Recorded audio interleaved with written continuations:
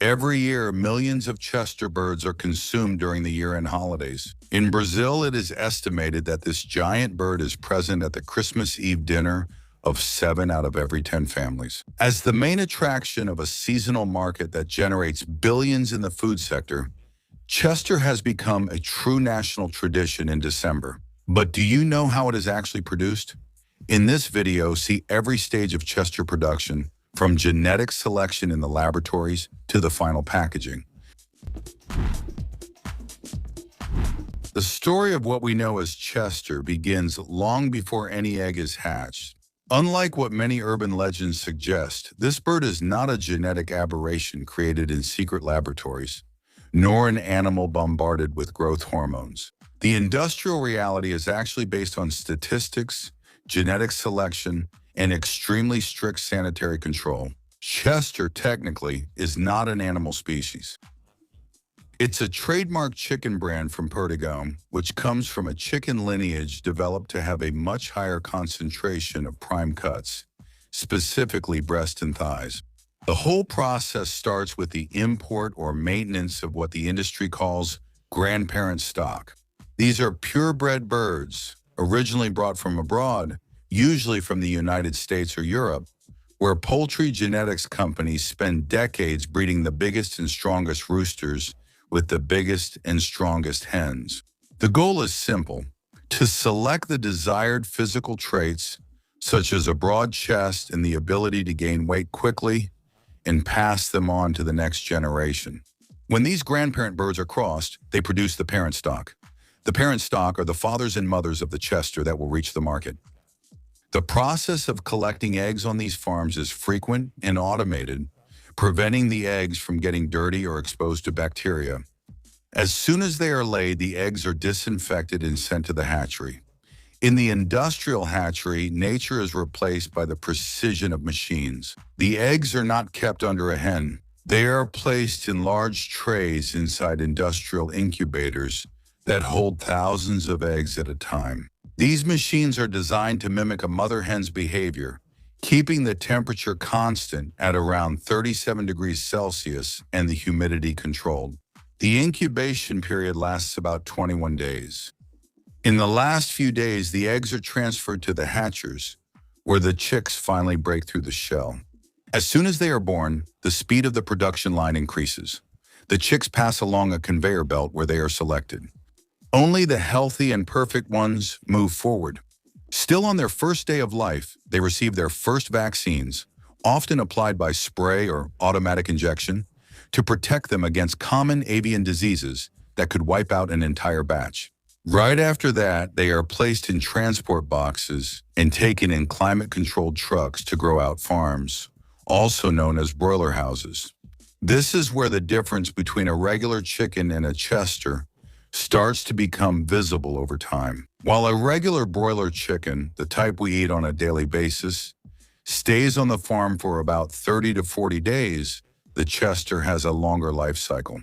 It needs more time to develop its muscles and reach the robust size that characterizes it. The poultry house where they grow is a large shed, usually closed on the sides with curtains or solid walls, and equipped with giant fans and exhaust systems. The goal is to maintain the bird's thermal comfort. If it gets too hot, the bird eats less and doesn't grow. If it gets too cold, it uses energy to warm itself and also doesn't gain weight. That's why temperature control is vital. Food is the fuel for this process. The feed is mostly made up of corn and soybean meal, which provide energy and protein, respectively. But that's not all. The diet is supplemented with vitamins, minerals, and essential amino acids, and the feed formula changes as the bird grows. In the first week, the feed is rich in protein to support organ and bone development. In the final weeks, the energy increases to promote weight gain and the accumulation of intramuscular fat, which will give the meat its juiciness. The birds do not graze freely, they just eat and grow. When the birds reach the ideal weight, which is significantly higher than that of a regular chicken and can even exceed 4 kilos in some cases, the catching stage begins. This process usually takes place at night or in the early morning.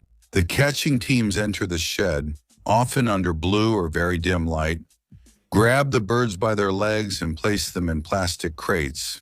These crates are stacked on open trucks, which allow for ventilation, and are immediately taken to the slaughterhouse. Before leaving the farm, the birds go through a fasting period where the feed is removed but water remains available. This is done to empty the digestive system and prevent carcass contamination with feces during slaughter. When they arrive at the processing plant, the pace is frantic and highly mechanized.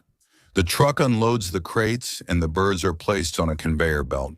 The next step is hanging. Workers attach the birds by their legs to hooks on a conveyor, an overhead chain that carries the animal through the entire process.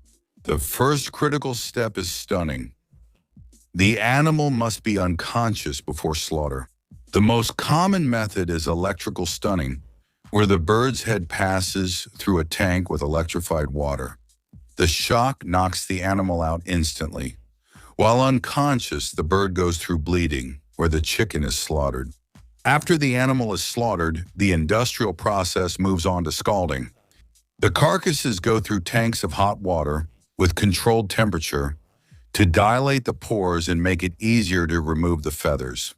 Right after that, they go into the plucking machine, a device with hundreds of rubber fingers that spin at high speed, removing the feathers by friction without damaging the skin.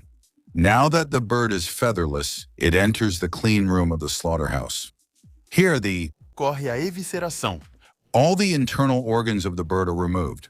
Edible giblets, such as the heart, liver, and gizzard, are separated, washed, and cooled separately.